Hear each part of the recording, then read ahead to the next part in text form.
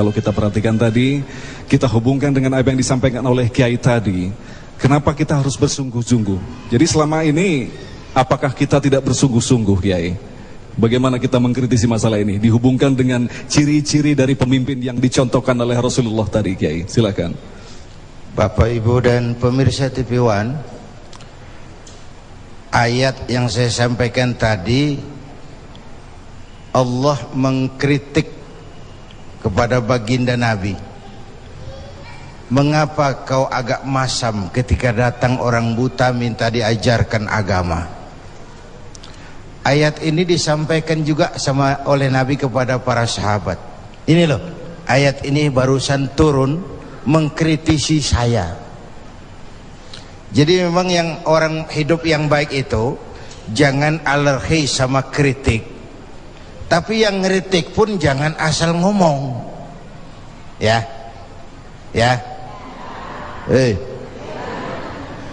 Orang jangan alergi sama yang namanya kritik, karena kritik itu yang sering membuat kita berpikir. Dikritik yang membuat kita dewasa. Dikritik yang membuat kita jadi bijaksana. Pujian sering jadi racun. Walaupun sementara kita senang. Ibu cantik lah, Bu. Mekar hidungnya. Tapi itu sering jadi racun. Kritik yang membuat kita berpikir, kritik yang membuat kita dewasa, kritik yang membuat kita jadi bijak. Tapi yang ngeritik pun jangan asal ngejeblos. Saudara hadirin yang saya hormati, kita nggak bisa ngukur baju kita pakai badan orang lain. Ini tolong, ini bahasa bersayap. Jangan ngukur baju kita pakai badan orang lain. Nggak sedang. Ya, nggak sedang. Orang sering berada dalam sebuah situasi yang tidak semudah kita. Makanya Luqmanul Hakim pernah bilang sama anaknya, "Nak, kita nih kalau nggak punya prinsip bakal serba salah." Kok gitu, Pak? Ayo kita buktiin. Luqman keluar sama anaknya bawa seekor keledai kecil, dituntun berdua. Lewat di tengah orang pada ngomong, anak sama bapak sama gobloknya. Bawa keledai bukan ditaikin, dituntun. Tolol. Nah, kamu dengar, Nak? Iya, Pak, sekali kita salah. Sekarang gimana, Pak? Bapak yang naik, kamu jalan. Lewat lagi di tempat orang ngomong lagi, bapak kagak tahu diri. Enak-enakan di atas keledai, anaknya disuruh jalan. Tega sama anaknya. Kau dengar, Nak? Iya, 2 kali kita salah. Habis sekarang gimana, Pak? Kamu yang naik, bapak jalan. Lewat lagi orang teriak lagi, anak durhaka. Di bapaknya disuruh jalan, dia enak-enakan. Dengar, Nak? Iya, Pak, 3 kali kita salah. Sekarang gimana, Pak? Kita naikin berdua yuk. Naik berdua. Sampai di tempat orang banyak teriak lagi, anak sama bapak samanya ini. Tidak punya peri kebinatangan. Masa keledai kecil dinaikin berdua? Kejam. Nah, kau dengar? Iya. Berapa kali kita salah? 4. Habis sekarang gimana, Pak? Sekarang keledainya nyok kita gotong. Gua pengen tahu orang ngomong apa.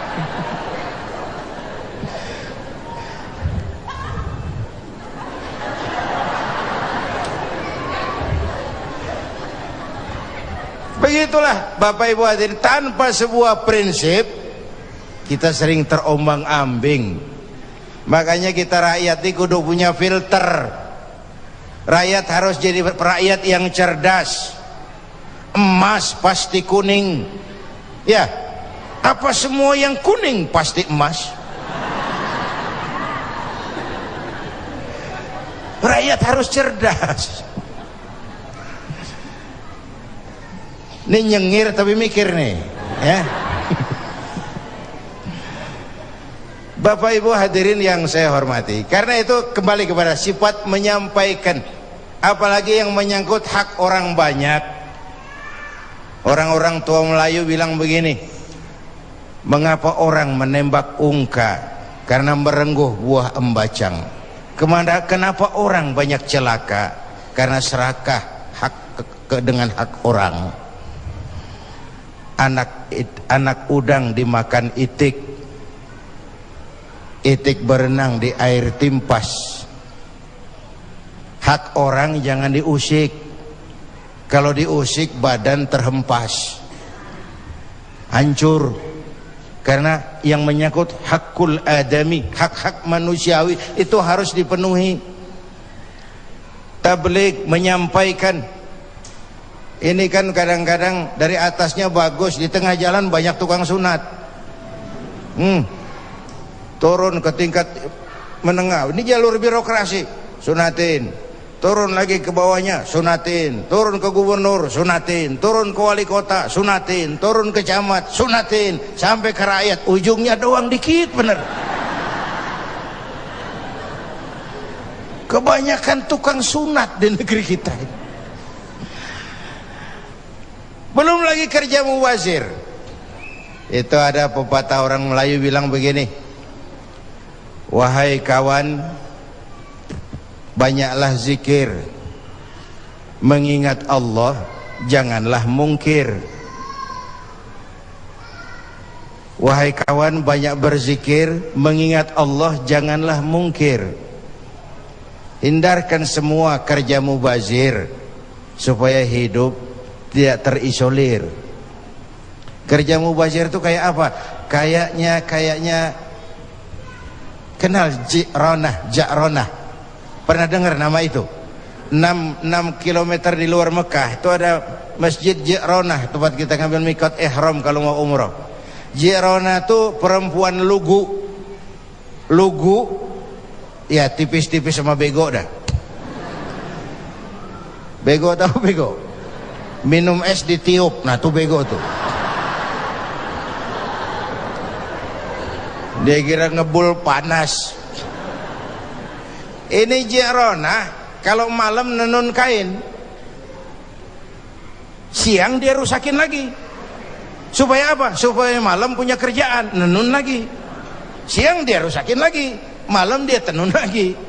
Allah sindir kita dengan peristiwa itu, wala takunu kallati naqadat ghadlaha min ba'di quwwatin ankatha. Jangan kamu seperti perempuan lugu itu yang kalau malam nenun kain, siang dia rusak lagi, malam dia tenun lagi, siang dia rusak lagi. Jalanan udah bener-bener dipaculin. Supaya apa? Besok punya kerjaan dananin jalanan. Berapa banyak proyek Ja'ronah di Indonesia ini? Tahsilul hasil, mengerjakan yang udah beres. Kan kerja mubazir itu. Bapak Ibu hadirin yang saya hormati, ini soal tabligh.